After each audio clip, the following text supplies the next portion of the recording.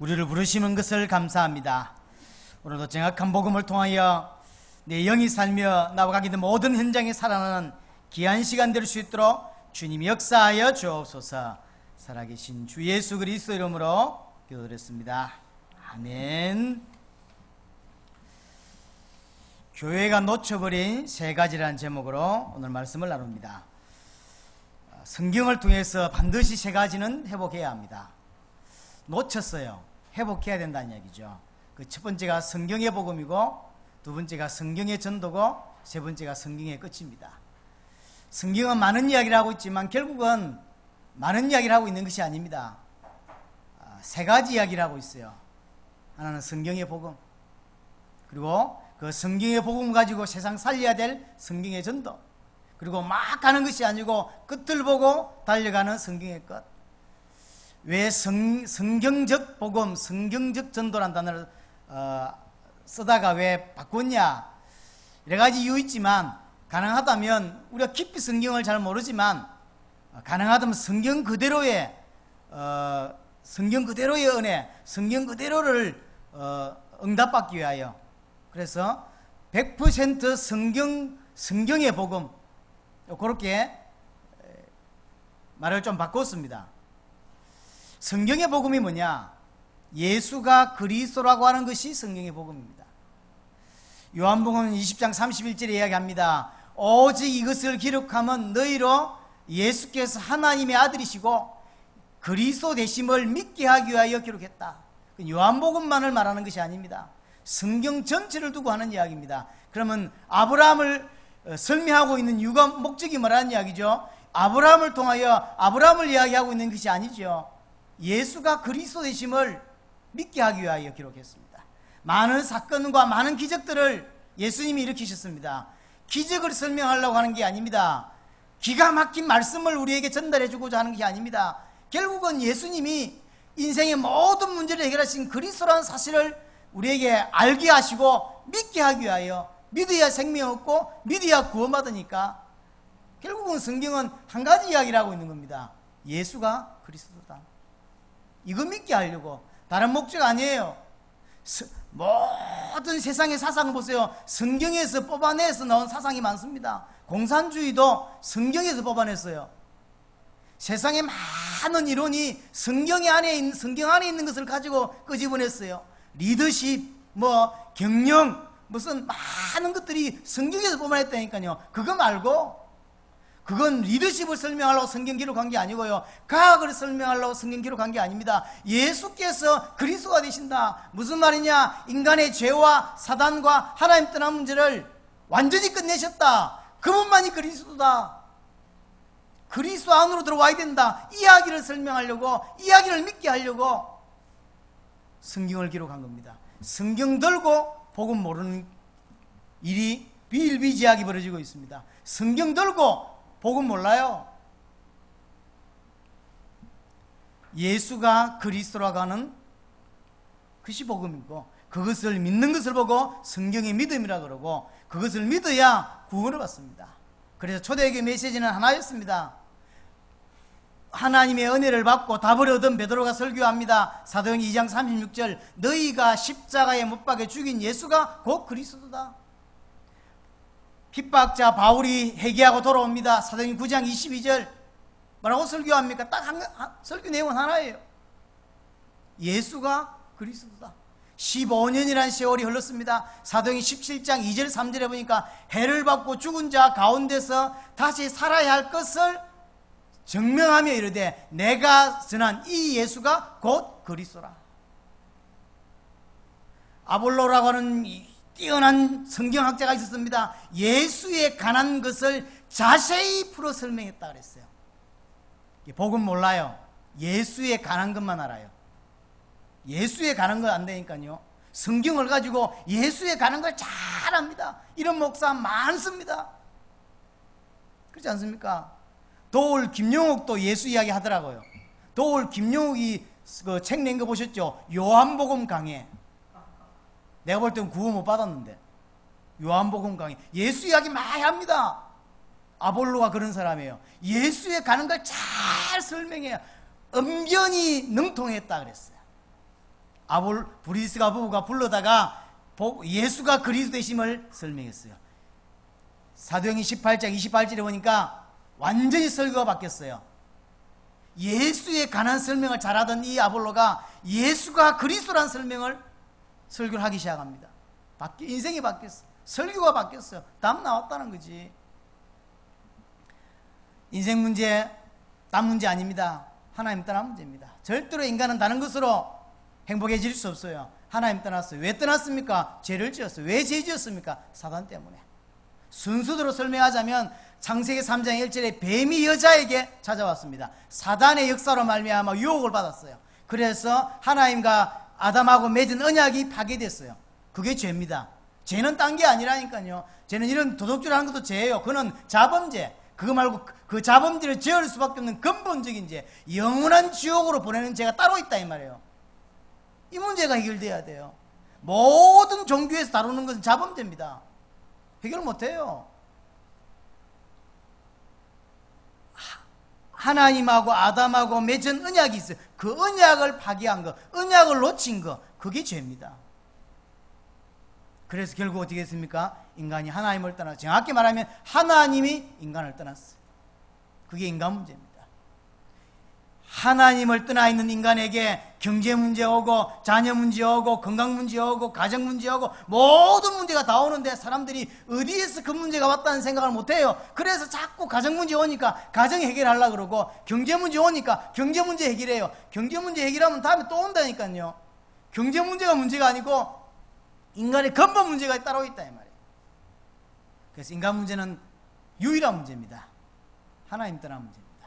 그래서 경제로도 해결이 안 되고, 지식으로도 해결이 안 되고, 종교로도 해결이 안 돼요. 해결될 수가 없어요. 얼마만큼 심각한 문제냐. 가만 놔두면 이 땅에 태어나는 모든 사람들이 다 지옥 가요. 그만큼 심각합니다. 여러분들이 제가 하나님께 감사한 것 중에 하나가, 제가 어릴 때부터 교회를 다녔기 때문에 예수가 믿어졌어요. 그리고 내가 죄인이라는 게 인정이 됐어요. 근데 딱 하나 인정이 안 되는 게 뭐냐면, 내가 그렇게 큰 죄인이냐는 인정이 잘 안 됐어요. 뭔 말이냐면, 내가 정말로 지옥 가야 될 만큼 큰 죄인이냐, 그건 내가 인정이 안 되더라고요. 죄인은 인정됐다니까요. 시골에서 형님 따라가서 쓰리도 해보고, 동생 저 와인데 쓰리도 해보고, 인정해요. 수박도 쓰리 해보고, 너무 집에 복숭아도 쓰리 해보고. 저 동생이 아마 망 봤을 거예요. 나는 안 했어요. 형이 했어요. 김해 있는 우리 형이 했어. 나쁜 짓 많이 했어요. 안 보이게. 그건 인정이 돼요. 그건 인정이 돼. 그럼 감옥 가서 한 1년 쌈박하게 갔다 오면 죄 끝날 만큼 그건 인정이 돼. 근데 내가 지옥 간다는 건 인정이 잘 안 돼요. 내가 지옥 갈 만큼 그렇게 큰 죄인이냐는 인정이 안 돼. 내가 예수도 믿고 내가 죄인이라고 인정이 됐는데, 그래서 하나님께 기도했습니다. 하나님, 내가 어떻게 살아가야 될지 모르겠지만 예수님이 이 땅에 오신 이유가 십자가 지시고 부활하시기 위함인데, 왜 십자가 지셔야 되냐, 내 죄 때문이라고 난 배웠는데 내가 그렇게 큰 죄인입니까? 라는 데서는 자신이 없는. 그래서 하나님께 기도한 겁니다. 하나님, 내가 거짓말쟁이가 되냐, 말쟁이가 될 거냐, 아니면 진짜 믿을 거냐, 둘 중에 하나 아닙니까? 제가 작정을 하고 하나님께 기도했습니다. 하나님, 사실 내가 죄인인 건 인정되지만 내가 지옥 갈 만큼 큰 죄인임은 인정할 수가 없습니다. 이걸 깨닫게 해달라, 보게 해달라. 진짜 뭐 알아야 믿든지 하지. 죄인인 건 인정하지만 내가 지옥 갈 만큼 큰 죄인이다, 하나님이 십자가 지셔야 끝날 만큼 큰 죄인이다, 그건 인정을 못 하겠더라고. 하나님이 은혜죠. 기도한다고 되는 건 아닌데 하나님이 은혜죠. 어느 날 내가 내 죄의 심각성을 봤어요. 아, 이게 죄구나. 이게 당연히 지옥 가야 되는구나. 당연히 멸망받아야 되구나. 그래서 지금도 약간 사람들이 실수하거나 죄 지은 거 보면 안타까움은 있어도 정죄하기가 싫어요. 정죄하는 게 마음에 상당히 꺼리낌이 있어요. 왜냐하면 나도 저런 죄인이었는데, 난 저보다 더 심했는데, 나는 쟤보다 100배는 더 죄인인데 라는 생각이 제게 있어요. 그래서 정죄를 못 하겠더라고요. 좋은 건지 나쁜 건지 모르겠지만 제게 하나님 은혜를 주셔서 인생 문제, 죄 문제구나. 이 죄 문제가 어디서 왔냐? 이게 하나님 떠난 거구나. 이게 깨달아졌어요. 복음이 쉽게 말하면 정말로 예수 믿을 이유가 깨달아진 거죠. 이걸 모르니까요, 사람들이 예수를 자기 육신 성공하는 데 사용한단 말이죠. 예수 믿었다는 이야기는 내 모든 문제가 끝났다는 이야기인데 안 끝났다고 생각하는 거예요. 안 끝났다고 믿어요. 또 안 끝나게 믿어요. 예수를 믿고 성공을 위해 달려가고, 예수를 믿고 예수 이름으로 육신을 위해 어떤 사람은 생을 걸거든요. 하나님 응답 안 하면 금식까지 합니다. 심하게 하면 40일도 하고 이래요. 하나님께 협박하는 거죠. 내 굶을 테니까 죽을 테니까 내놓든지 응답하든지, 아니면 뭐 협박이죠. 하나님 앞에. 그게 신앙생활이 아니거든요. 하나님의 은혜로 이걸 보게 됐어요. 아, 내가 죄인이고 내가 인간 하나님을 떠났구나. 근데 아무리 해도 안 되는 거구나. 근데 얼마만큼 심각하냐, 가만 놔두면 모든 사람들이 지옥 가는구나. 지옥 가는 것도 지옥 가지만 이 땅에서 100% 사단을 섬길 수밖에 없구나. 교회 다니면서 사단 섬기는 거구나. 이게 나는 예수 믿으면 사단 안 섬기는 줄, 우상 안 섬기는 줄 알았어요. 끝난 줄 알았어요. 근데 예수 이름으로 우상 숭배한다는 걸 알게 됩니다. 아, 교회 와서도 우상 숭배하는 거구나. 절에 가서 빌 걸 교회 와서 비는 거구나. 그걸 알게 됐어요. 똑같은 수준이구나. 이게 불교 신자의 기도 제목이나 기독교 신자의 기도 제목이 똑같은 거구나. 이게 우상 숭배구나. 제가 알게 됐어요. 아, 이게 예수 믿는 게 아니구나. 하나님의 은혜죠. 이거는 다닌다고 되는 거나 기도한다고 되는 게 아니잖아요. 하나님의 은혜예요. 이 부분이 보여졌죠. 아무래도 해결이 안 됩니다. 그래서 하나님이 유일한 해결책을 위해 주신 것입니다. 그 이름이 그리스도입니다. 그리스도에 오셔서 가장 중요한 일 두 가지를 하십니다. 나머지 기적을 일으켰다, 어떤 말씀을 주셨다, 그건 다 지나가는 거예요. 그냥 서론이에요. 예수님께서 기적 안 일으키고 예수님께서 아무 말씀 안 하시고 3년 계시다 그냥 십자가 돌아가셔도 돼요. 그럼 이게 뭔 일인지를 설명하기 위해서 한 거지. 가장 두 가지 중요한 거, 십자가 지시고 부활하신 것입니다. 십자가 지셨단 말이 무슨 말입니까? 히브리서 2장 14절, 사망으로 말미암아 사망의 세력을 잡은 자 곧 마귀를 없이 하시며, 십자가 지심으로 말미암아 모든 저주와 그 저주의 원흉이 되는 사단을 꺾은 것입니다. 인간은 반드시 사단 문제 해결해야 돼요. 그렇죠? 히브리서 10장 9절 22절 9장 22절, 피 흘림이 없은즉 죄사함이 없어요.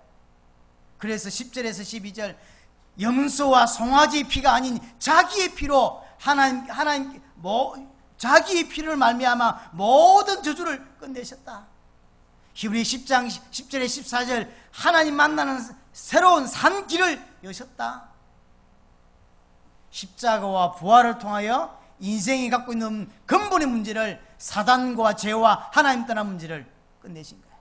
어느 정도 끝내셨냐? 요한복음 19장 30절, 다 이루었다. 예수님께서 십자가에서 다 끝내신 거예요.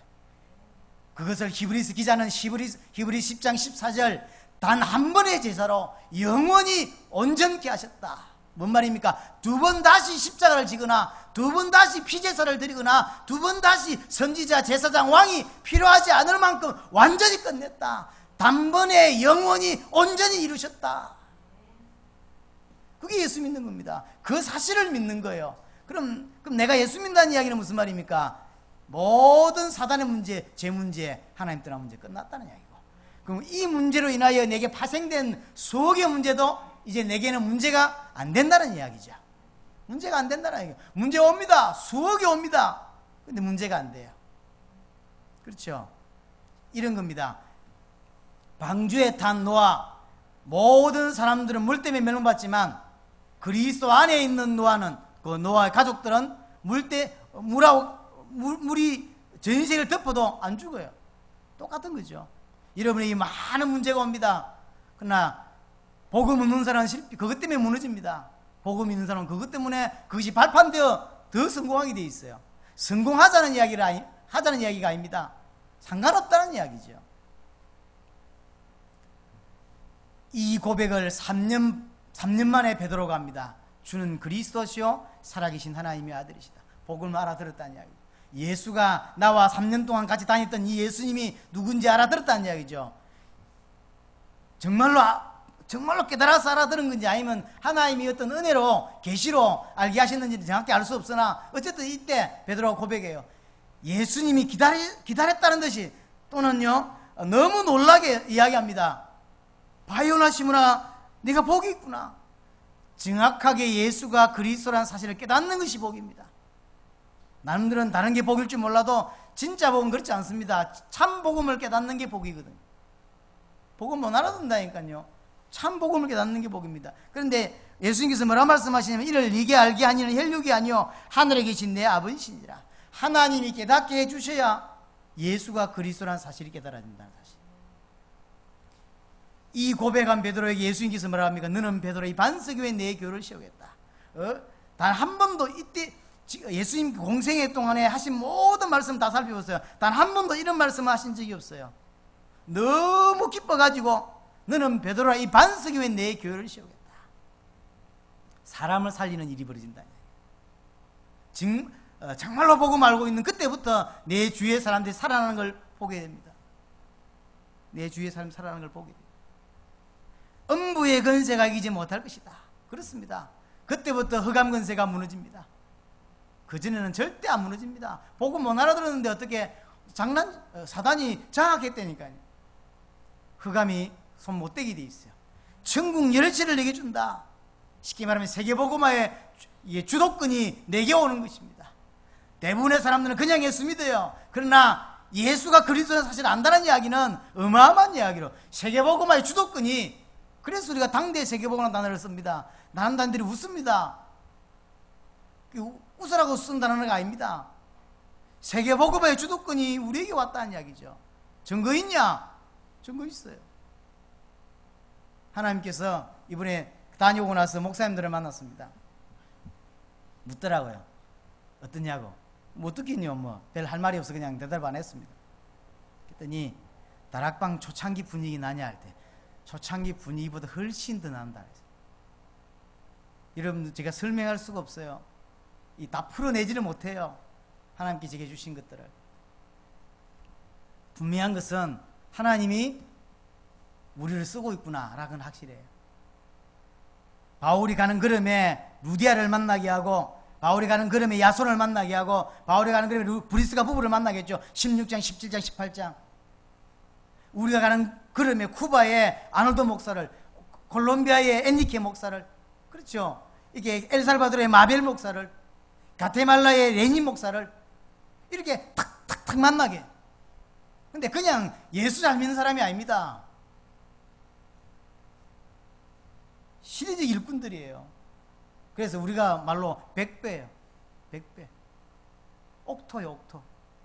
제가 말씀드렸지 않습니까? 아놀도 목사는 우리 만나기 전에 교단에서 수천 명에게 천몇백 명의 목회를 하고 있던 사람입니다. 뭐 문제가 있었는지 교회를 사임했어요. 새로 개척하고 있을 때 우리를 만난 거예요. 그리고는 만나고 복음을 설명해 드리고 돌아왔다. 이번에 나가서 아놀도 목사를 만났잖아요. 자기 현재 성도가 몇 명이냐면 본 교회 성도는 30명. 근데 우리가 나간 이후에 본 교회 성도를 붙잡고 쉽게 말씀 운동을 펴기 시작한 거예요. 현재 세워진 보이는 교회만, 이런 교회당 있죠. 교회당만 12군데, 앞으로 교회당이 될 수 있는 데가 20군데, 그래서 그 안에 지금 현재 말씀 운동을 통해서 예수 영접하고 성도가 된 사람이 570명.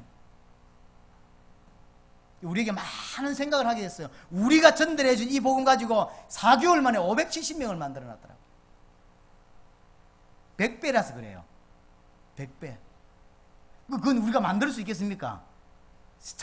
우리가 착각할 수 있거든요. 야, 된다, 이거. 저도 되는 거구나. 이렇게 착각할 수, 아니래, 그 말이 아니라니까요. 그건 착각입니다. 하나님이 너무 준비한 사람을 만나게 하세요. 이 사람이 신학교 총장이요. 거기다 신학교 교수예요.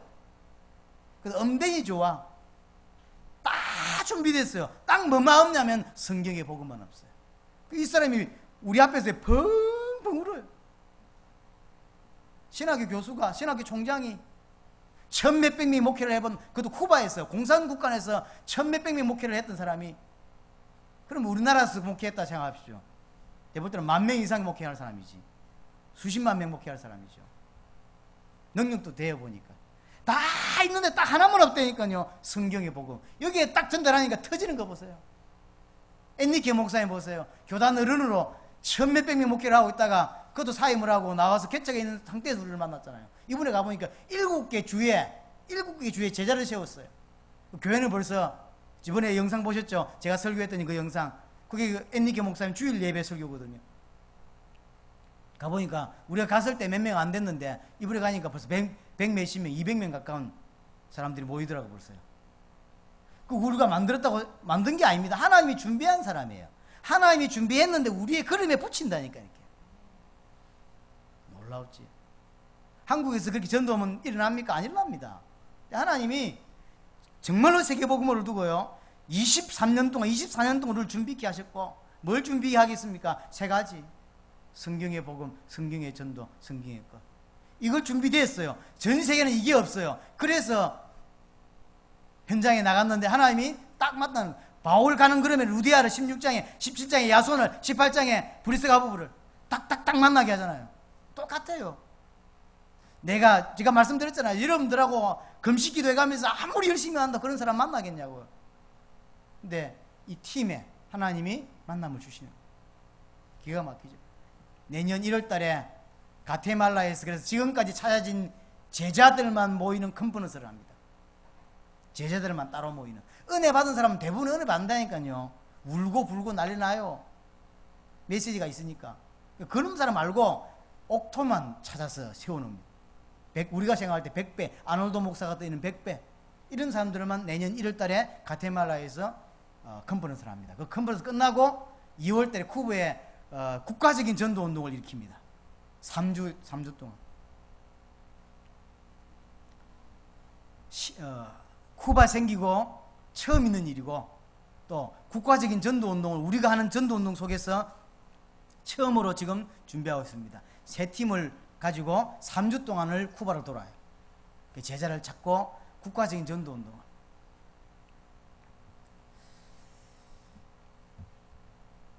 왜 예수님이 이렇게 기뻐하셨을까요? 이유는 하나입니다.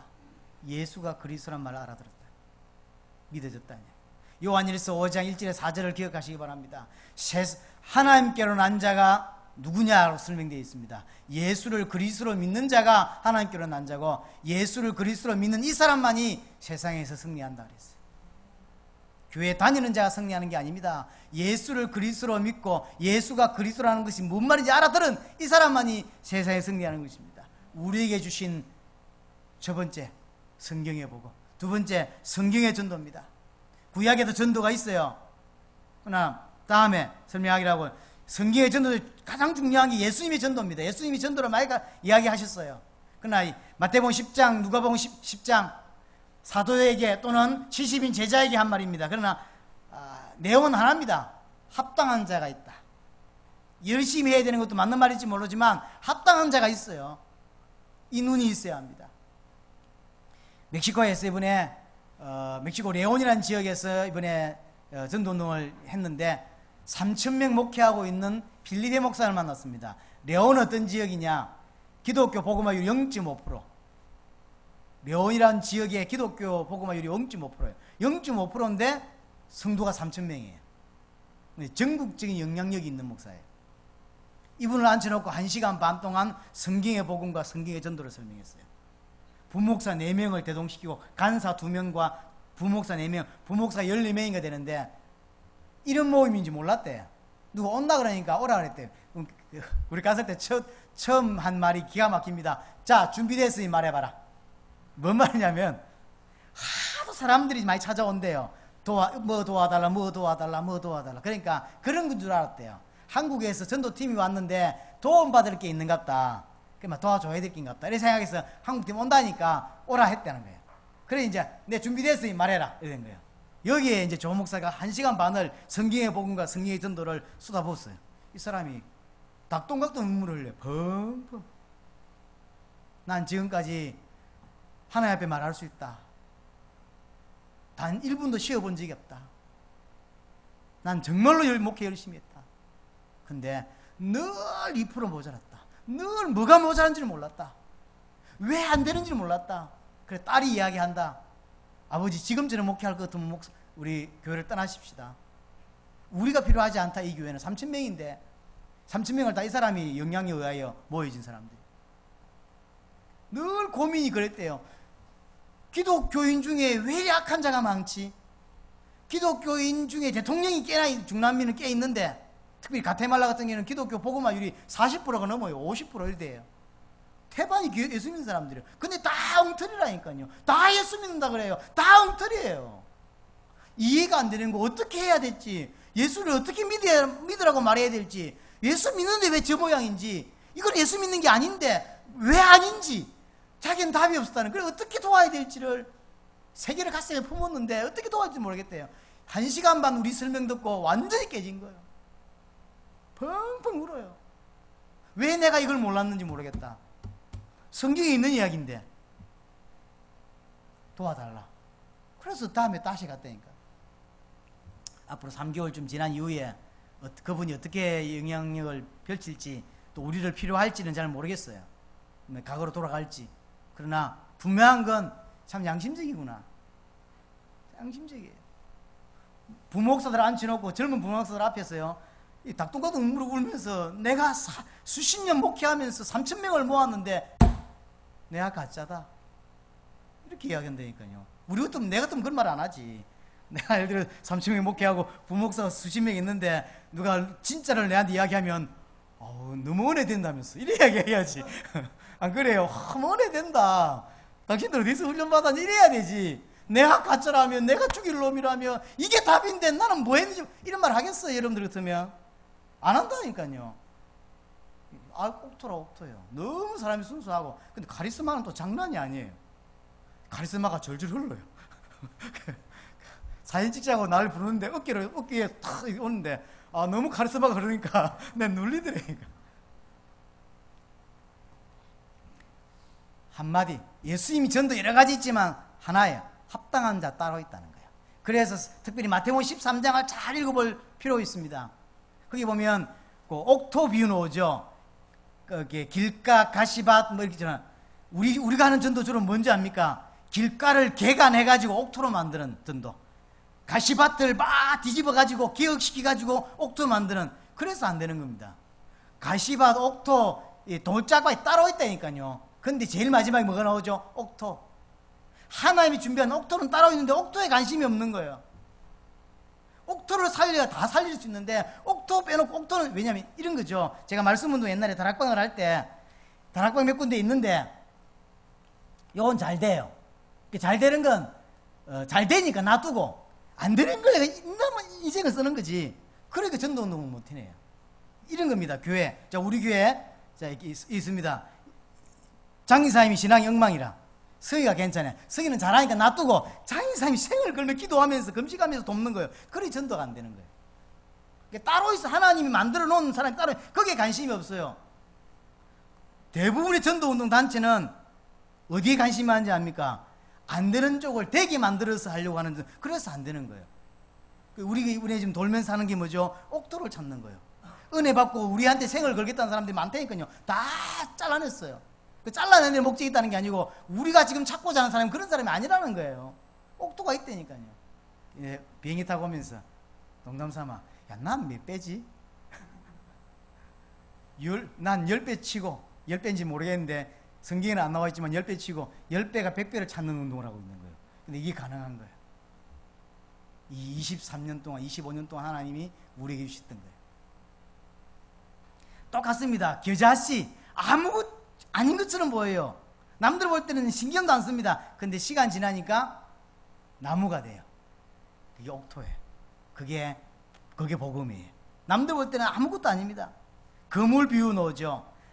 우리는 아무거나 잡습니다. 그러나 고기 진짜 전문가들은 잡는 고기가 따로 있어요. 그래서 그물을 쳐서 고기를 잡았는데 필요 없는 고기 다 버리죠. 그런 말이에요. 모든 사람들이 은혜 받아야 되지만 그 모든 사람을 살리기 위해서 몇 사람이 따로 있다니까요. 이스라엘과 전 세계를 살리기 위해서 예수님은 다 사랑해야 되지만 12명하고만 주로 지냈어요. 그럼 12명을 패내했단 말입니까? 그래서 눈이 없는 거예요. 전체를 두고 12명에게 도운 거예요. 그렇죠? 전체를 살리기 위해서 12명이 필요한 거예요. 그게 소수 집중이라는 거예요. 근데 이걸 잘못 알아들으면 뭐하죠? 소수하고만 놀아요. 그 말이 아니라니까요. 소수하고 노는 게 문제가 아니잖아요. 전체를 염두하고 소수를 찾아 세우는 거죠. 그 소수가 전체에 영향을 줘요. 소수가 70인에게 70인 120문도가 120문도가 이스라엘 전체를 책임지는 거겠어요. 똑같은 말입니다. 가라지 비유 뭐 나오죠. 똑같은 비유. 예수님이 전도해서 하나 생각할 거 합당한 자 따로 있다. 그다음에 그걸 가지고 초대교회 전도운동은 대표적으로 사도행전 5장 42절입니다. 집에 있든지 성전에 있든 날마다 예수는 그리스도라 가르치고 전도하기 쉬지 않았다. 이걸 보고 말씀운동이라고 합니다. 주일날만 성도가 아니라 이 말이죠. 복음 들고 있으니까 주일날 현장에서 가정에서 계속 말씀운동을 일으킨 거죠. 감사한 건 우리가 전달한 이 내용이 이번에 멕시코에는 말씀운동 그래도 수십 군데 깔렸더라고요. 우리가 안 하고 있어요. 회개해야 돼. 우리가 전달한 내용을 가지고 멕시코는 전도운동을 많이 일으키고 있어요. 가테말라도 마찬가지. 네, 한국이 잘 안 한다니까 잘못합니다. 어쨌든 하나님 우리에게 주신 말씀운동, 이게 예루살렘 교회를 중심으로 했던 겁니다. 안디옥 교회는 교회를 세우는 것, 그 다음에 마게도냐 중심으로 했던 제자운동을, 이런 설명을 지금 다 할 수 없습니다. 아시아 중심으로는 지역 전체가 살아나는 사도행 19장 보세요. 전체가 다 살아났죠. 그리고 로마를 살리는 로마. 그러나 그 모든 것의 기본은 두 개입니다. 하나는 예수님께서 말씀하신 합당한 자가 있다는 것. 그 합당한 자를 하나님이 준비해놨어요. 우리의 눈은 거기에 가야 되고. 그럼 그 합당한 자를 찾았을 때 하는 게 말씀운동입니다. 이 두 개가 베이스입니다. 이 두 개 위에 안디옥 교회 전도, 마게도냐의 전도, 아시아의 전도, 로마의 전도가 있어요. 이거는 응용에 들어가는 것이고 앞에 두 개가 중요합니다. 하나님 우리에게 주신 25년 동안 훈련받으면서 주셨던 답 두 번째가 성경의 전도. 어디 가든지 어떤 목사를 만나든지 보세요. 3,000명 목회하는 목사 앞에서 또는 전체 이번에 쿠바에는 교단 총회장만 20군데에서 왔어요. 이 사람들 앞에서 뭐 이야기했냐면 당신들이 지금까지 예수 믿고 있다고 생각하지 않냐. 성경에서는 복음을 뭐라고 설명하냐. 이 설명했어요. 성경의 복음. 다 충격받아요. 그리고 성경의 전도 다 충격받는데 세 번째가 성경의 끝입니다. 복잡하게 이야기할 시간이 없고요. 예수님께서 약속하셨습니다. 마태복음 26장 64절에 이후에 인재가 건능의 우편에 앉아 있는 것과 하늘 구름을 타고 오는 것을 볼 것이다. 이게 재림을 설명한 거죠. 누가복음 21장 27절에도 그때 인재가 구름 타고 큰 영광으로 오는 것을 너희가 보게 될 거다. 언제 오냐? 마태복음 10장 23절에 보니까요. 너희가 이스라엘 모든 동네를 다 다니지 못하여 올 것이다. 이스라엘 동네가 얼마나 큽니까? 잘 모르겠는데 한 번밖에 안 가봤으니까 제가 강원도, 경기도 합천 정도보다 작지 않겠어요. 뭐 그 정도 크기 봅시다. 그러면 이거 다 다니는데 얼마나 걸리겠어요? 얼마 안 걸려요. 제자들은 어떻게 믿고 있었죠? 자기가 살아있는 동안 진짜 주님 오신 줄 알았어요. 그렇게 믿었다니까요. 왜냐하면 예수님께서 말을 그렇게 하셨어요. 너희들이 다 다니지 못해 내 다시 온다 그랬거든. 애매하게 말씀하셔야 되는데 마태복음 16장 28절에도 여기 서 있는 사람 중에 죽기 전에 인자가 그 왕권을 가지고 오는 것을 볼 것이다 그랬거든요. 그 뉘앙스를 보세요. 내가 살아있는 동안에 주님 올 것처럼 말하고 있잖아 지금. 마태복음 24장 34절 이 세대가 다 가기 전에 이 일이 일어난다. 그러니까 이 사도들은 정말로 자기가 죽기 전에 예수님 다시 오신다고 믿었던 거예요. 근데 안 왔어요. 지금까지 안 왔어요. 그러니까 천주교에서 뭐라고 작년에 바티칸에서 뭐라고 발표했죠? 예수님께서 술이 취해가지고 하신 말씀이라고 말했어요. 그러니까 신학자들끼리 페루자 논쟁이라는 게 있어요. 이게 뭔 말이냐면 영어로 킹덤인데 주님 다시 온단 말이 뭔 말이냐. 근데 왜 안 왔냐는 거지. 이 초대교회 사도들과 속사도들이 거의 죽을 시기에 나왔던 그 논쟁입니다. 뭔 말이냐면 예수님 온다는데 안 왔거든요. 그럼 예수님을 거짓말쟁이로 만들 수는 없는 거 아닙니까? 그래서 끼워 맞췄어요. 성령이 임하는 것이 예수님이 다시 온다는 표현인 것 같다. 그래서 성령이 임한 걸 예수님 다시 온 걸로 인정을 했어요.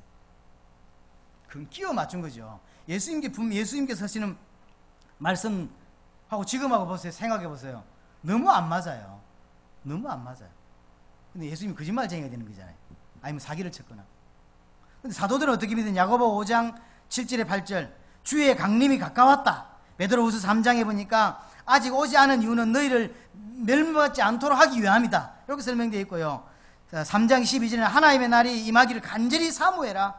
데살로니가전서 1장 6절에 10절에 보니까 또 죽은 자들 가운데 다시 살리신 그의 아들이 하늘로부터 강림하실 것을 너희가 어떻게 기다리는지 알지 않냐. 바울, 베드로, 야고보 전부 자기 살아있는 주님이 온다고 믿었어요. 그런데 현실은 안 맞거든요. 그럼 이럴 때 어떻게 됩니까? 이럴 때가 많잖아요. 성경하고 지금 현실하고 너무 안 맞아요. 어째야 됩니까? 누가 그러더라고. 성경은 성경이고 현실은 현실 아닙니까? 그러면 예수 안 믿는 거죠. 그게 예수 믿는다고 하면 안 되지. 예수 믿는 거 아닙니다. 성경하고 현실하고 안 맞아요. 어느 게 맞는 거예요? 어떻게 해야 돼요? 그래서 신학자들이 성경하고 이 현실을 끼워 맞추기 시작한 거예요. 그게 페루자 논쟁이라니까요. 예수님 다시 왔다. 성령으로. 그렇게 끼워 아닙니다. 근데 두 개 다를 믿는 게 맞는 거예요. 예수님 말씀을 그대로 믿어야 돼요. 그런데 안 일어났잖아요. 그래도 믿어야 돼요. 왜냐하면 그렇게 성경은 말하고 있어요. 그래서 저는 어떻게 이해하고 있냐면 이게 신앙이에요. 이게 신앙이에요. 내가 살아있는 동안에 주님이 오신다라고 살아야 돼요. 그게 정상이에요. 만약 주님 안 오시면 제가 굳이 여러분들이 흥금해가지고 벌써 올해 2번 갔다 왔잖아요. 앞으로 매년 2번 정도는 회의를 나가야 되는데 제가 그럼 나갈 때마다 500만 원, 600만 원씩 좀 과하게 쓰면 1000만 원씩 써야 되는데 왜 그런 짓을 하죠? 주님이 안 오실 건데. 우리를 가르쳤던 목사님은 우리 세대에 주님이 안 오신다고 확실하게 믿고 계시고 신학교에서 뭐라고 강의하시냐면 너희들 때도 안 올 거다. 너희들 그 뒤에도 좀이나 생각해 봐야 된다. 이렇게 말씀하시거든요. 그럼 묻고 싶어요. 안 오실 건데 왜 훈련하냐고. 세계복음 안 될 건데 왜 모임을 하고, 세계복음 안 될 건데 훈련을 하고, 세계복음 안 될 건데 새가족 훈련하고 렘넌트 집회하고 안 될 거잖아요. 근데 왜 하는 거예요? 몰라서 묻는 거예요. 나. 만날 일도 없지만 만나면 물어보고 싶고 정말로 세계복음 안 된다고 하셨는데 주의 재림 안 된다고 하셨는데 뭔 뜻이냐고.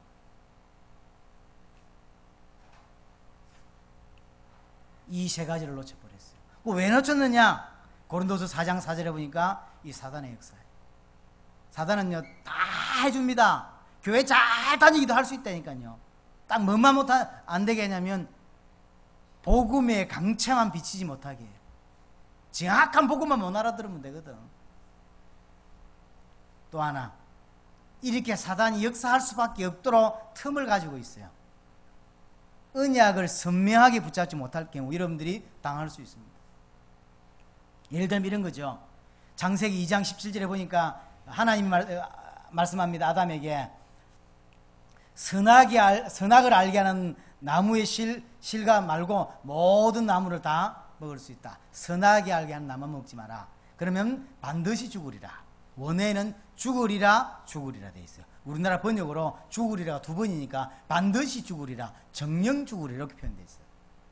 나중에 사단이 와서 뭐라고 하죠? 모든 실과를 다 먹지 말라 하더냐. 성경 나중에 비교해 보세요. 하나님이 말씀하신 거하고 사단이 말한 거하고 단어 딱 하나만 틀려요. 다 똑같다니까요. 딱 단어 하나를 중간에 끼워 넣었는데 그게 그만큼 사단은 똑같이 설명합니다. 성경을 가지고 그대로 설명한대요. 근데 내가 정확하게 알지 못하면 넘어가는 겁니다. 모든 나무를 다 실과를 먹지 말라 하더냐. 아니다. 모든 거 다 먹을 수 있는데 먹지도 말고 만지지도 말아 그랬다. 여기서 일단 1차로 실패합니다. 그런 말이 어디 있어요? 먹지도 말고 만지지도 말고 뭐 그런 말이 어디 있어요? 먹지 말라 그랬지. 이게 성경을 더 잘 믿으려고, 하나님을 더 잘 믿으려고 뭘 덧붙인 게 이게 문제가 된다니까요. 그대로 믿어야 돼요. 성경적 복음이라는 단어를 안 쓰고 성경의 복음이라는 단어를 쓰게 된 이유가 여기 있는 거예요. 가능한 성경 그대로 하자는 거예요. 그렇죠? 장로교 출신들은 주로 칼빈의 영향을 칼빈 만난 적이 없는데 칼빈의 영향이 많아요. 그러니까 모든 성경을 칼빈의 테두리에서 성경을 보는 이런 약점이 좀 있어요. 알미안주의 출신들은 알미안주의는 틀 안에서 성경, 그러니까 보는 눈이 2개란 말이에요. 하나는 틀을 가지고 보는 게 있어요. 그게 이제 조직신학인 거예요. 이게 칼빈주의다 또는 뭐 이런 게 있잖아요. 그게 틀이 틀. 왁구를 짜서 보는 거예요. 왁구를 짜서 예를 들어 신론, 기독론, 뭐 성경론 이러죠. 왁구를 짜가지고 성경을 설명하는 거예요. 근데 그게 안 맞는 게 있거든요. 다 집어넣지만 안 맞는 게 있어요. 그래서 가능한 그것도 필요하지만 성경을 성경 그대로 이해하는 게 굉장히 중요해요. 이번에 제가 남미 가서 7주 있으면서 하나씩 좀 뭘 봤는데, 성경을 좀 자세히 볼 기회가 있어서 봤는데, 이게 내가 갖고 있는 신앙하고 많이 다른 게 많더라고. 성경하고요. 뭘 바꿔야 돼요? 나를 바꿔야 돼요. 성경을 바꿀 수 없잖아요. 여기 또 하나, 죽을까 하노라 그랬잖아요. 근데 원어에 보면요, 죽으리라 이렇게 한 단어만 돼 있어요. 그러니까 뉘앙스가 이게 그러니까 아마 이제 한국 번역으로 죽을까 하노라 이렇게 되는가 봐. 봐서 하나님이 두 번 말씀하신 건 두 번 이야기해야 돼요. 그렇게 언약을 붙잡아야 된다니까요. 말 안 한 건 안 해야 되는데 그다 덧붙여요. 그러면 안 된다니까요. 또 하나 보면요, 선악을 알게 하는 나무라 그랬는데, 우리가 선악에 알고 있는 나무가 어디에 있다고 알고 있죠? 동산 중앙에. 근데 동산 중앙이라는 단어를 누가 처음 썼냐면 하와가 썼어요. 하나님이 하신 말씀이 아니라니까요. 근데 그 정보를 하와를 통하여 우리가 알고, 저도 이번에 창세기 3장을 다시 자세히 읽다가, 예수 믿은 지 36년 37년 만에 자세히 읽다가 하와가 한 말이에요. 하나님이 한 말도 아니야. 이 말이 맞을 수도 있고 틀릴 수도 있다니까요. 이게 동산 중앙이라는 단어가 안 나왔어요. 그런데 하와는 그렇게 이해하고 있어요. 물론 성경에 기록되지 않게 그렇게 말할 수도 있어요. 그러나 분명한 것은 우리가 성경을 통해서 알아야 되는 부분은 하나님 말씀하신 대로 알고 있어야 돼요. 동산 중앙이라는 정보도 우리는 하와를 통하여 알고 있습니다. 이렇게 많이 달라요. 우리 신학자인, 우리 중에 그래도 신학을 그래도 깊이 제일 많이 하는 친구는 구성이 아닙니까? 그래도 공부하는 친구니까. 구약 전체를 이렇게 제대로 공부한 사람이 한국에 잘 없어요. 다 그냥 조금만 하지. 구성의 목사는 그래도 웨스트민스터에서 제대로 공부를 했거든요. 박사학위만 안 받았지. 제대로 공부를 했거든요. 이 친구가 창세기 3장을 다시 자세히 읽더니 7개가 틀리대요. 하나님 말씀한 거하고 하와가 이야기한 거하고 다 7개가 틀리대요. 이렇게 그럼 우리가 알고 있는 많은 정보는 하와를 통하여 알고 있는 정보라니까요. 어쨌든 언약이 선명하지 않으면 비슷하게 알고 있으면 다 놓친다니까요. 또 한 경우, 하나님이 계시하지 않았기 때문입니다. 하나님이 계시하지 않았어요. 불쌍한 인간입니다. 교회 다니면서 예수가 그리스도라는 걸 몰라요. 불쌍한 인간이 됩니다. 하나님이 계시해 주지 않았기 때문에 모르는 거거든요. 나빠서가 아니고. 자, 그럼 왜 이 세 가지를 강조하냐? 이 세 가지가 되어야 세계를 계속할 수 있는 거예요. 그 첫 번째가 세계복음화입니다. 성경의 복음이어야만 돼요. 다른 것으로는 안 됩니다. 다른 거 안 된다는 증거가 많지 않습니까? 전 세계에 가장 큰 교회 4개가 한국에 있어요. 한 사람의 목사를 통하여 60만 명이 우리나라에 모였지 않습니까? 멕시코에 가서 어떤 분을 만났더니 한국에서 왔다 그랬더니 대놓고 맞바로 여의도 순복음교회 이야기 하더라고요. 그리고 그뿐만 아니라 한국은 하나님의 특별한 은혜와 계시가 있는 나라라며 한국에서 왔다는 자체를 얼마나 환영을 하더라고요. 특이하게. 왜 그러냐 했더니 자기는 한국을 안 가봤는데 한국은 특별한 나라다. 복음 들어간 지 그 역사에, 세계 기독교 역사에 그런 일이 일어난 적이 한 번도 없다며. 하나님의 특별한 계획이 분명히 한국에 있다며. 아마 그래서 세계복음화 당신들이 한국에서 시작했는지 모르겠다며. 우리를 그렇게 환영하더라고. 한국에서 왔다는 이유 하나만으로. 근데 그 한국 교회가 다 무너지고 있잖아요. 제가 목사님들 모임 차 타고 가고 있는데 제가 카톡에 글을 그렇게 남겼잖아요. 현장에 가서 메신저가 결정될 때가 있어요. 메시지를 할 사람이 6명이에요. 목사 6명이 갔는데 조 목사가 내일 메시지는 누가 한다 이렇게 말을 안 해요. 왜냐하면 현장을 정보가 너무 없어요. 빨리빨리 알려주면 내일은 설교를 누가 하면 좋겠다 이렇게 하면 되는데 가보고 결정되는 게 너무 많거든요. 도착하기 20분 전에 날 보고 메시지 해야 된다는 거예요. 그날 쓰레빠 신고 갔거든요. 그 쓰레빠에 반바지에 오늘은 메시지 안 할 줄 알고 저 가장 편한 복장으로 갔는데 갑자기 메시지를 시켜가지고 반바지 갈아입고 반바지는 그대로 입고 옷 위에 집사람이 집에 가져간 옷 입은 적이 별로 없어요. 제가 콜롬비아에 있으면 이 옷 입었지 나머지는 다 빌려 입은. 왜냐면 가서 현장에서 갑자기 메시지 시키니까 구두 빌려 신고 다 이렇게 빌렸어. 목사님들만 한 4, 50명 이상 모인데 가서 메시지를 했는데 그 이야기를 했어요. 한국에서 왔다. 한국 교회들이 큰 교회 많다. 물어보니까 한국을 부러워하는 목사들이 많아요. 한국 교회를 연구하고 싶은. 근데 한국 교회 연구하지 마라 그랬어. 한국 교회 배울 거 없다. 한국에서 통하는 게 멕시코에 안 통해요. 한국에 통하는 게 미국에서 안 통한다니까요. 이런 거 들으면 베트남에서 좀 되는 거 한국 교회 끌어다 쓰겠습니까? 안 한다니까요. 예수님이 성경에서 가르친 거. 북한에서도 통할 수 있고 저 IS들이 활동하는 저런 나라에서 통할 수 있는 전도해야 돼요. 성경의 복음, 성경의 전도해야 된다니까요.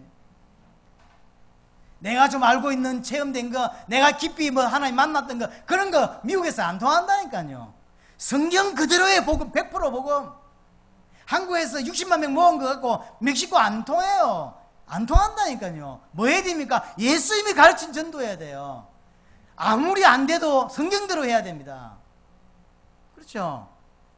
우리 교회가 작아요. 그래도 자신있게 해외에 나가서 내가 메시지 하는 이유는 성경의 내용을 알기 때문이에요. 우리가 가서 메시지 듣는 그 목사님들이요, 저보다 우리 교회보다 작은 교회가 있다고 생각하면 없어요. 다 몇백 명, 어떤 사람 몇천 명 목회했는데 그분들이 우리 앞에 메시지 듣는데 왜 왔겠어요? 뭔가 또 얻으려고 온 거예요. 뭐 또 한국에서 왔다 하니까. 한국 교회는 엄청난 큰 교회들이 있으니까 뭐 좀 배울 게 있는 가 싶어가지고. 거기다가 장량한 목사가 막 욕을 뭐 배울 게 있냐며. 한국에 배울 거 없다 하면서. 성경 똑바로 봐라 하면서. 우리가 저기 하태성 목사, 지난번 가서 하태성 목사 내 나가다 돌 맞지. 너무 강하게 이야기해가지고. 강하게 하려고 한 게 아니고 다 동기를 가지고 오니까 성경의 복음이어야 되고 성경의 전도해야 돼요. 그래야 세계복음 가능합니다. 한국 복음화는 지가 체험한 대로 할 수 있지 몰라도 절대로 세계복음화는 지가 체험한 갖고 안 된다니까요. 성경의 복음이어야 되고. 저 인천에 가면 10,000명 전도한 여자분 한 분 계시지 않습니까? 내가 간증 2번 들어봤는데 기가 막혀요. 얼마나 사람 전도를 잘했는지 10,000명을 모았어요. 성도가 15,000명인데 저 혼자 10,000명을 모았다니까요. 여자원사 혼자서. 얼마나 잘하는지요. 제가 일부러 2번을 가봤다니까요. 메시지를 들어봤어요. 난 죽었다 깨어나도 못하겠더라고. 어쨌든 그거는 저 인천에서는 통할 수 있을지 몰라도 미국 마이애미에서는 안 통한다니까요. 그런 전도하고 세계복음 못해요. 성경의 복음, 성경의 전도. 또 하나가 뭐냐면요, 주의 재림입니다. 이것이 내 가슴에 딱 들어와야 돼요. 재림 언제 하냐를 이야기하는 게 아닙니다. 날짜 이야기하는 것들 다 이다입니다. 예수님은 날짜 이야기한 적이 없어요. 모른다 그랬어요. 그런데 예수님은 제자들에게 곧 오실 것처럼 말했다니까. 그게 신앙이라니까요. 내 살아있는 동안에 주님 오신다라는 생각으로 뛰어야 해요. 그래야 변질되지 않아요. 만약에 내가 살아있는 주님이 안 온다라고 확실히 믿으면 장담합니다. 100% 종교화되고 종교인돼요. 100%입니다. 내가 생을 걸고 올인할 이유가 없어요. 세계복음화가 앞으로 1000년 후에 될 거라면 내가 뭐라고, 여러분들이 뭐라고 교회에 올인합니까? 육신적으로 살면 되지. 올인할 이유가 없다니까요. 근데 이게 신앙이라니까요. 내가 살아있는 동안에 주님 오신다, 이렇게 믿어요. 그래서 환난도 견디고 핍박도 견디고 문제들 넘어서고. 왜냐하면 주님 곧 오실 거니까 아무 문제 안 되는 거야. 보이는 게 문제가 안 돼요. 주의 강림이 가깝다고 믿었기 때문에 많은 환난을 넘었었죠. 주의 강림이 가깝다고 생각했기 때문에 외행적인 것에 가치를 두지 않고 주님을 위해서만 살 수 있었던 거죠. 초대교회는. 바울은요, 세계복음화가 진짜 나게 된다고 믿었어요. 데살로니가 전후서를 집에 가서 한번 읽어보시고 베드로 전후서를 자세히 한번 읽어보세요. 보면 바울은 정말로 자기가 살아있는 주님 오신다고 믿었어요. 어느 정도 이야기하고 있냐, 고린도전서에 보면요, 주의 재림이 단축됐다 이렇게 돼 있어요. 자기 그 사역으로 20년, 30년 사역으로 주의 재림이 그만큼 단축됐다. 그렇게 생각해요. 바울은 그렇게 살았다니까요. 그렇게. 이렇게 막 재림을 이상하게 말하라는 이야기가 아니에요. 그건 우리 신앙이라는 이야기죠. 이게 없으니까 뭐 하냐면 자꾸 변질된다는 이야기. 세계복음화 정말로 하려면 세 개가 딱 있어야 돼요. 성경의 복음, 성경의 전도, 성경의 끝. 이게 들어와야 가슴에 들어와요. 그래야 새로운 피조물의 인생을 삽니다. 세 가지가 없다 그러면요, 육신대로 살 수밖에 없어요. 이 성경의 복음으로 인생의 답을 못 얻고 성경의 전도로 내가 살아갈 이유가 없고 성경의 끝을 내가 없으면 내가 이렇게 살 이유가 없는 거죠. 그럼 전부 다 예수 이름 어디다 쓰냐면 육신 성공하는 데 써먹는다니까요. 구성의 목사가 서울대 다니면서 했던 기도 제목, 한국의 최초로 노벨상 받으면 하나님께 영광 될 거다. 노벨상 받으면 하나님께 영광 될 거다. 그거 하나고 살아간 거예요. 지 노벨상 받으면 하나님께 영광 됩니까? 안 된다니까요. 난 텔레비에서 1년의 마지막에 그 왜 가수들, 탤런트들 상 받을 때 하나님께 영광 돌리면 난 별로 안 좋아합니다. 오만 짓 다 해놓고는요, 마지막에 상 하나 받을 때 하나님께 영광 된다? 개떡 같은 소리를. 난 그런 거 안 믿습니다. 그렇지 않다니까요. 그 말을 하지 말란 말이 아니고 그렇게 산 사람은 그렇게 말할 수 있어요. 안 그래요? 인생을 그렇게 산 사람은. 근데 오만 짓을 하고 오만 나쁜 짓을 다 거짓말을 다 해놓고 사놓고 상 하나 받으면서 주님께 영광을 돌린다며. 그게 뭔 짓입니까? 그러니까 김은국이가 석가에게 영광을 돌린다고 그런 소리를 하지. 그런 말 하지 마라 이 말이에요. 예수 이름을 자꾸 자기 성공하는 데다가요, 뭐라고 다락방에서도 뭐라 기도하는지 압니까? 우리 아이들이 성공하면 하나님께 영광되지 않습니까? 전도할 수 있지 않습니까? 지 아들이 성공했다고 전도됩니까? 거짓말 하지 마세요. 아니라니까요. 이번에 강호희 목사님 딸입니까? 아들입니까? 서울대 하버드대 합격했는데 아마 4년 전에 장학생인가 봐요. 애가 똑똑한가 봐요. 강호희 목사님하고 다르게 애가 똑똑한가 봐. 뭐라고 기도 제목 나왔는데 뭐라고 나오는지 압니까? 미국의 국무장관이 마지막 목표래. 그러면 뭐 할 건데? 그 다음이 문제라. 국무장관이 문제가 아니고 국무장관을 왜 되려고? 세계복음화 때문에. 국무장관 되면 세계복음화 됩니까? 거짓말 하지 마세요. 다 거짓말입니다. 하나님이 각자의 필요한 그릇으로 만들었어요. 장집사님은 장집사님이 현장에서 가장 전도 잘할 수 있고요, 성인은 성이 있는 현장에서 가장 전도 잘할 수 있는 거예요. 전세에 가장 전도 잘하는 사람이 와서 성이 있는 현장에서 전도 못 한다니까요. 성이 있는 현장은 성이가 가장 전도 잘해요. 하나님이 그렇게 나를 만들었다니까. 내가 있는 현장이 가장 중요한 현장이고 가장 중요한 현장이라니까요. 그렇게 믿어야 돼요. 그게 사실은 하나님이 그렇게. 그래서 어떤 사람은 그러지 크게 보이고 어떤 사람은 작게 보이는데 이게 합쳐져서 세계복음화 가는 거라니까요. 뭐 성공해하고 세계복음화 한다, 돈 많이 벌어 세계복음화 한다, 거짓말입니다. 그게 번영신학이에요. 아니라니까요. 그래서 제가 이거 알아듣고 안 하기 시작한 게 뭐냐면 10% 1%. 우리 단체에서 많이 썼던 단어가 10% 안으로 1% 안으로. 이 잘못된 거구나. 안 쓰기 시작했어요. 잘못된 거예요. 2% 안에 들어간다고 세계복음 합니까? 안 한다니까요. 그럼 어디가 틀어졌을까? 성경의 복음에서 문제가 왔구나. 그러니 전도 문제가 오는 수밖에. 고린도서 10장 31절에 보니까요, 먹든지 마시든지 무엇을 하든지 주의 영광을 위하여 하라 그랬습니다. 고린도서 6장 20절에도요, 너희는 너희의 자신 것이 아니라 값으로 산 것이 되었으니 그런즉 너희 몸으로 하나님께 영광을 돌리라. 왜 이럴 수밖에 없냐? 고린도서 5장 15절에 답 냈습니다. 예수님께서 십자가 지시고 부활하신 이유가 뭐냐? 하나입니다. 자기 자신을 위하여 살지 않도록 하기 위하여. 무슨 말입니까? 모든 문제를 끝냈으니 이제 내 자신을 위해 살 필요가 없는 거예요. 그러니 남은 인생을 주와 복음을 위해 살 수밖에 없는 거지. 여러분의 문제가 해결이 안 됐다 그러면 살아야 되지 않습니까? 내 문제가 해결이 안 되는데 어떻게? 그래서 예수 믿고 불신자처럼 살고요, 예수 믿고 불교신자처럼 기도하고 그래 사는 겁니다. 또 하나가 뭐냐면요, 이 세 가지가 확실하게 있어야 변질되지 않아요. 변질되지. 시대 문제 뭔지 아십니까? 자꾸 복음에 변질되는 거예요. 변질되지 않으려면. 자, 하나님 우리에게 세 가지를 20몇 년 동안 훈련시키며 주셨어요. 성경의 복음, 성경의 전도, 성경의 끝. 이게 왜 필요하냐? 정말로 세계복음 하려면 이게 필요하고요. 또 하나, 정말로 하나님이 우리를 구원받은 자의 인생으로 새로운 피조물의 인생을 살려면 이 세 가지가 있어야 돼요. 또 하나, 선명한 복음을 정말로 소유하고 살려면, 그래야 세계복음이 가능하니까. 이 세 가지가 여러분 가슴에 탁 담기고 응답받기를 바랍니다. 동성으로 기도합니다. 살아계신 하나님 감사합니다. 오늘도 말씀 주신 것을 감사합니다. 세계복음화의 귀한 응답을 누리는 교회 되게 하시고 정말로 세계복음